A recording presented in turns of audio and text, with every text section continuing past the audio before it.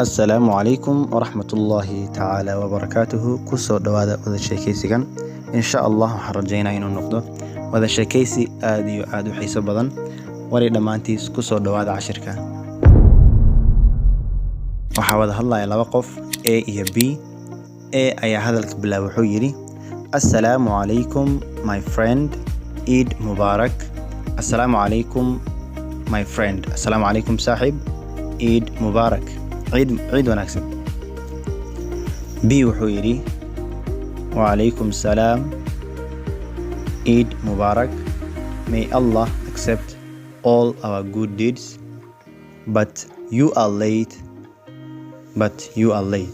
بي وحيري وعليكم السلام عيد مبارك. وعليكم السلام عيد ونكسب. May Allah accept all our good deeds. إلهي هينجا أقبله أعماشنا ونكسن ضمانتهد. May Allah accept all our good deeds. أعماشنا ونكسن ضمانتهد الله هينجا أقبله. But you are late. بل سواد صوت هدي. But you are late. بل سواد صوت هدي. أو حيري How am I late? How am I late? سيدنا أصوت داهي. محان الله صوت داهي.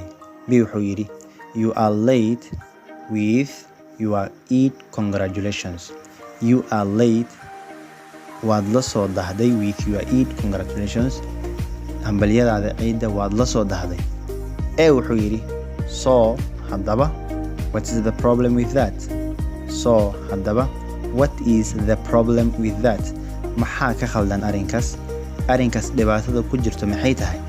B wuxuu yiri that shows taasi waxay ku tusinaysaa ama ay muujinaysaa that you are not a good friend of mine. inaadan ahayn saaxiibkayga wanaagsan. That shows that you are not a good friend of mine.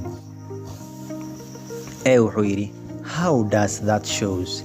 taasi sidee u muujinaysaa? arrinkaasi siduu u muujinayaa? The status of friendship. xaaladda saaxiibtinimada inay tahay saaxiibtinimo wanaagsan ama saaxiibtinimo xun inay tahay sidee u muujinaysaa xaalad saaxiibtinimo? How does that shows the status of a friendship? B wuxuu yiri because sababta arrinkaas ay u muujinaysaa xaaladda saaxiibtinimo waxay tahay best friends do such congrats.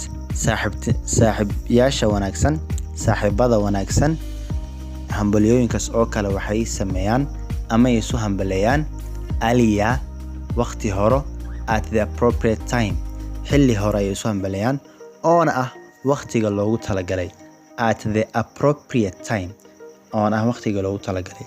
Because best friends do such congrats aliya at the appropriate time. Wuxuu yiri okay haye I will try. waan isku dayayaa to do something with that. inaan arrinkaasi wax ka qabto. arrinka saaxiibtinimadeenna inaan wax ka qabto oon wax ka bedelo oon xagga wanaagga u bedelo isku dayayaa ayuu yiri. B wuxuu yiri marka all in all wari dhammaantiis goodbye nabadgelyo. all in all goodbye nabadgelyo. Asalaamu calaykum waraxmatullaahi tacaala.